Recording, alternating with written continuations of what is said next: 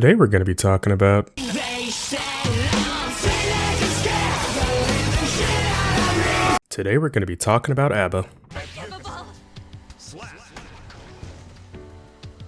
Out of all the jobs that come with making and maintaining a game, being a part of the balance team has got to be one of the worst. From League of Legends to Valorant, StarCraft to Minecraft to Minesweeper, if two people can play, they will compete, and if they can't compete, they will complain.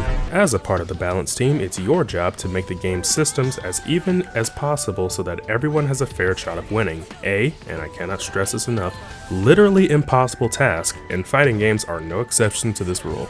No matter what you do or how much you plan, there will always be some shit that you didn't account for that makes the game unbalanced, and the player base will bitch about it until it gets changed and maybe even after it gets changed. The only thing that you can do in that position is try your best and maybe be a little bit more aware of potential pipe bombs in your mailbox.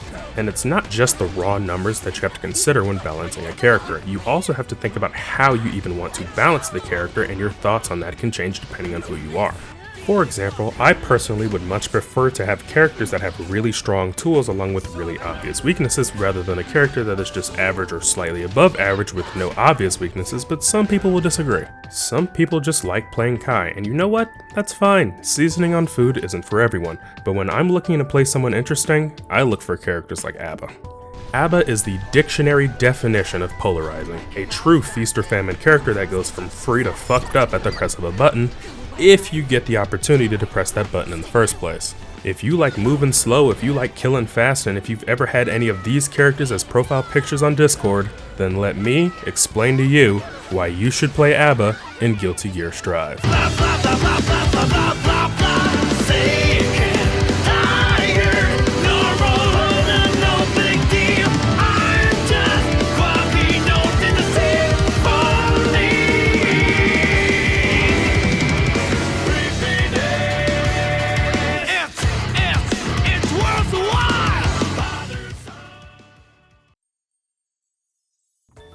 A.B.A. is what happens when you wish for the Alt-GF Wojak to be a real person and the monkey's paw decides to knock your goddamn teeth out.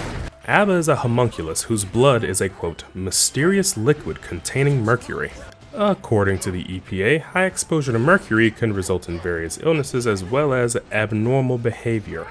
Gonna be perfectly honest with you, I think they need to do more studies. I'm just not really saying it.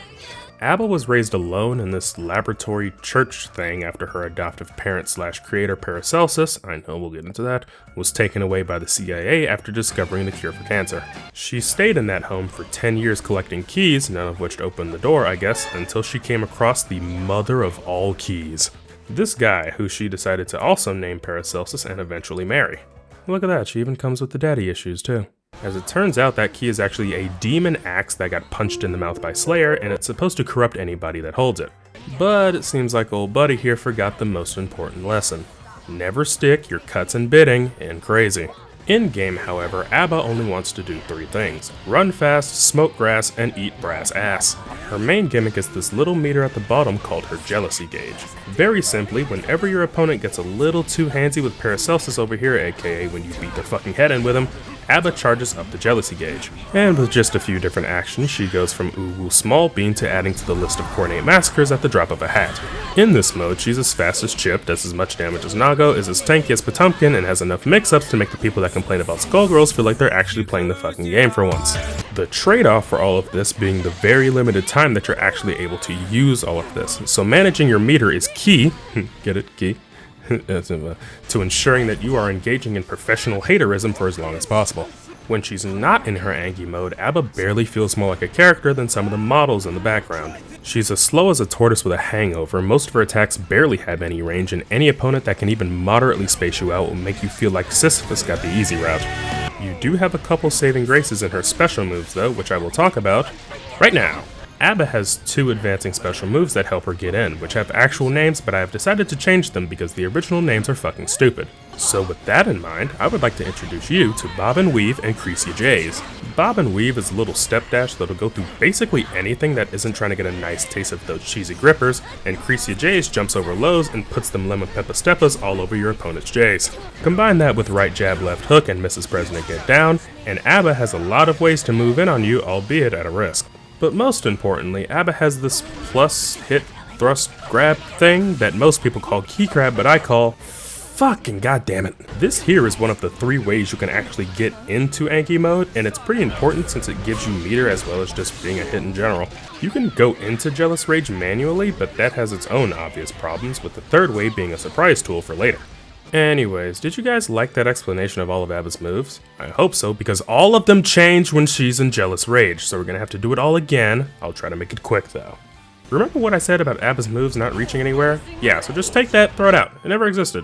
When she transforms, all of her slash moves change save for 1, and all of them are fucking monstrous, with crouching heavy turning into a 2-hitting low. This will be important in the future. Just about all of A.B.A's specials change as well. In order from least to most important, Key Grab will send you back to normal, transforming manually will also send you back to normal, and you can't use your all guard anymore because why would you need the president to get down when you yourself are Lee Harvey Oswald? Right jab goes farther, left hook bounces a bit, bob and weave takes you to a different zip code, and Crease Your Jades becomes Crease Your Fucking Skull. Combine that with the before mentioned low and enjoy blocking that whack ass mix up. Finally, there's this move here that you can only use in Jealous Rage. Some people call it Donzai, but I call it alcohol because this thing here will solve all your problems. It's a plus on block, guard crushing, high damage, 2-hitting move that has armor. How much armor? About that much. If ain't nobody got me, I know that got me. Can I get a hell yeah? So remember when I said there were 3 ways to transform? First one is stubbing your toe, second one engaging in the Liverpool special. Well, her half circle H super is the 3rd way. Hit the opponent with this and you'll get a lot of jealousy gauge and go into rage mode. Pretty simple, right? But what if you were already in rage mode? What would happen?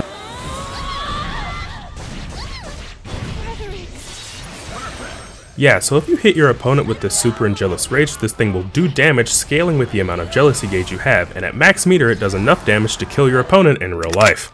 The only problem is that this completely uses up all of your gauge, so if you don't kill them with this, you better hope you've inflicted enough mental damage on your opponent to keep them from getting up and blowing those well-bandaged cheeks right off your body. Her other super just allows her to open the gates to hell, which I guess she can just do that. It tracks your opponent, and in Rage it summons even more creatures from the depths of Australia to attack you. I don't really use it a whole lot, not gonna lie. So enough about all the specifics, what's playing A.B.A actually like? Well, playing A.B.A guarantees that the match is 100% suffering. The only difference is whether you're suffering or your opponent is. Everything about this character is centered around managing her jealousy, swapping in and out of it to maximize the amount of time you can have your husband lovingly caress the fragile bones and ligaments in your opponent's body.